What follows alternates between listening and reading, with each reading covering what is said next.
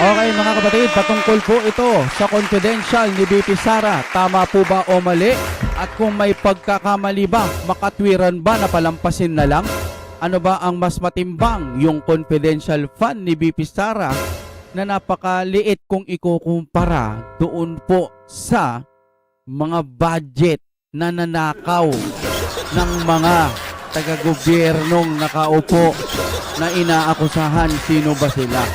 Ito na mga kapatid, panoorin na po natin ito ng sabay-sabay galing sa Balitang Pinoy TV. Ngayon lang guys, yes, salamat, kakapasok lang, breaking news, shock sila, sorpresa sa defense team. Good trip nyo na may kasamang reaction video.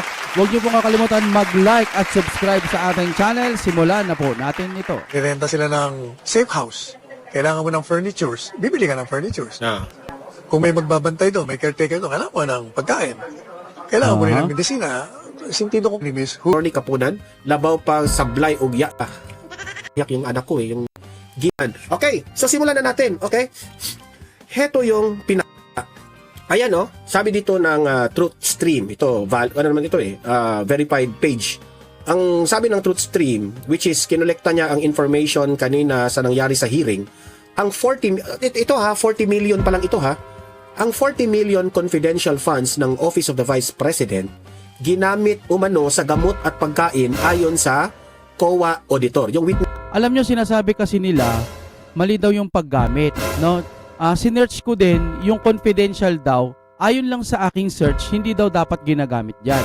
Pero, pwede naman sigurong i-consider kasi December na halos ibinigay daw yung budget, or hindi ko alam kung, hindi ko masyadong matandaan yung eksaktong date, pero December ata yun, something like that, na binigay sa kanya yung budget. Hindi niya alam kung paano niya uubusin, December o November, September, something like that.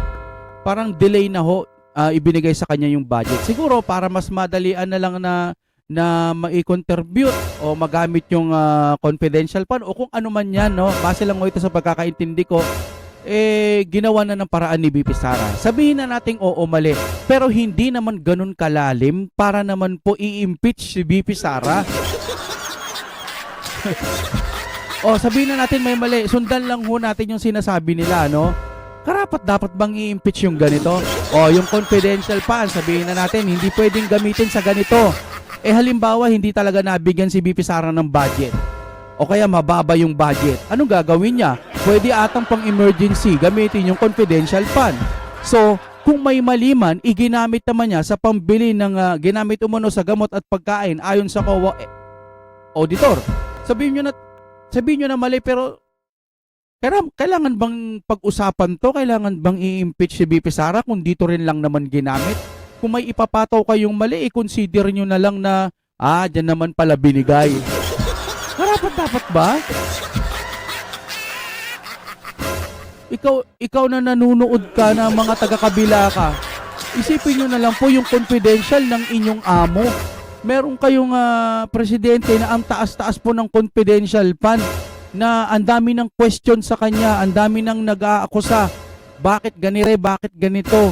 Tapos yung confidential mo, ang laki-laki pala, parang billion pa nga ata. Dapat yun yung questionin ninyo kung saan ginamit kasi hindi naramdaman. Ayu-ayuda na lang. Diba? Kung dito rin lang naman ginamit, sabihin na nating mali, dapat bang i-impeach yung ganyan? Katanga-tanga nyo naman kung ganyan pa rin ang pag-iisip ninyo. Diba? Biro mo ginamit sa pagkain, tsaka sa gamot. Tapos dahil sa pagkakamaling yun, i-impeach nyo. Sinundan ko lang po yung mga pahayag nilang mali daw yung ganito ha. Ano sa tingin nyo? Dapat bang i-impeach? Kailangan mo makarating sa ganito, hearing, impeach?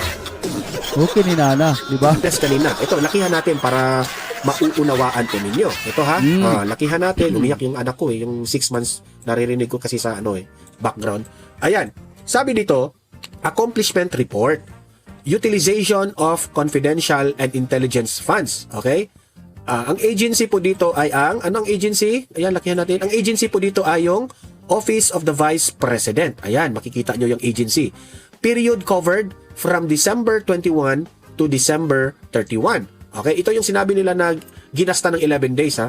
Total amount of confidential intelligence funds 2022, 125 million. Ayan, yan ang nakalagay dyan.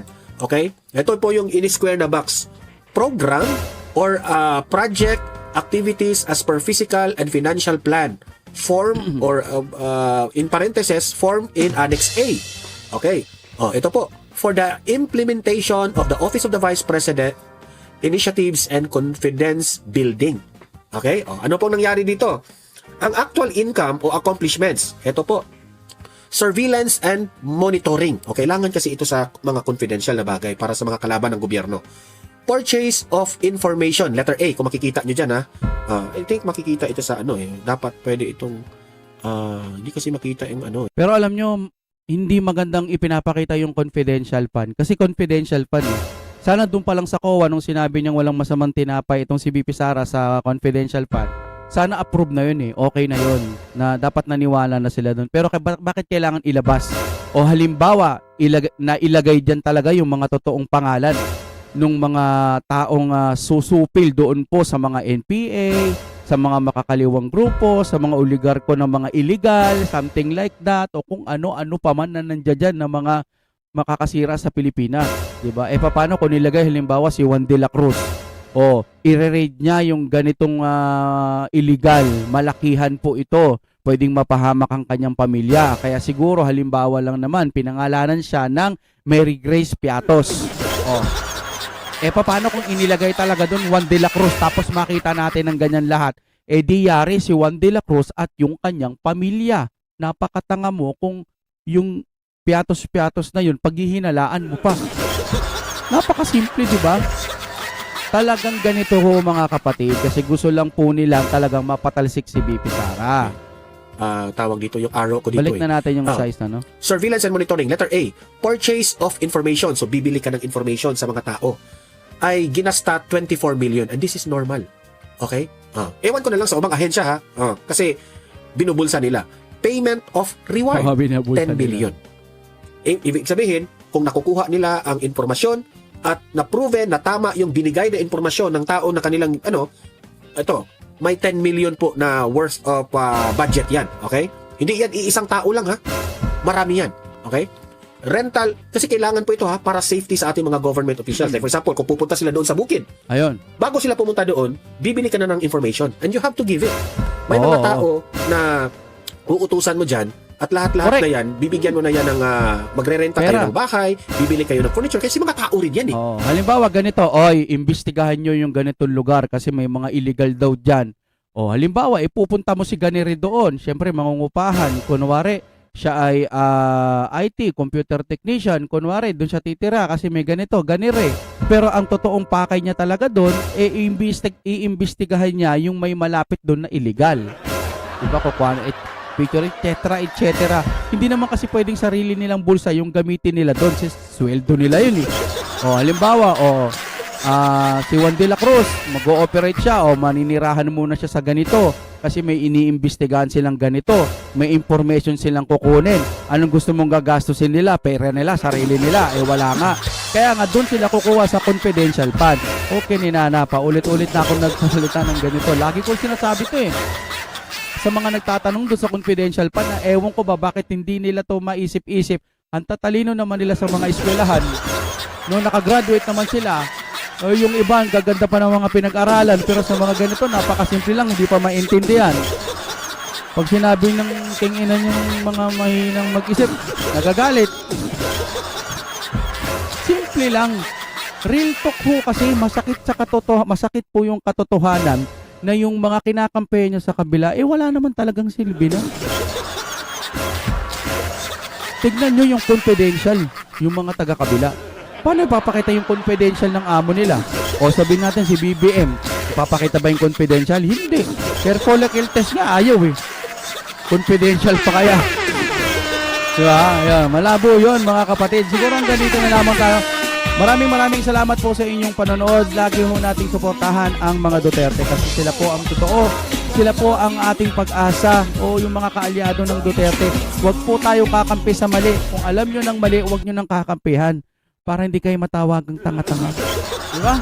Hanggang dito na lamang mga kapatid. Maraming salamat po sa inyong panonood. At syempre kung gusto nyo pong sumuporta dahil mahina ang ating channel, nandiyan po ang ating Gcash.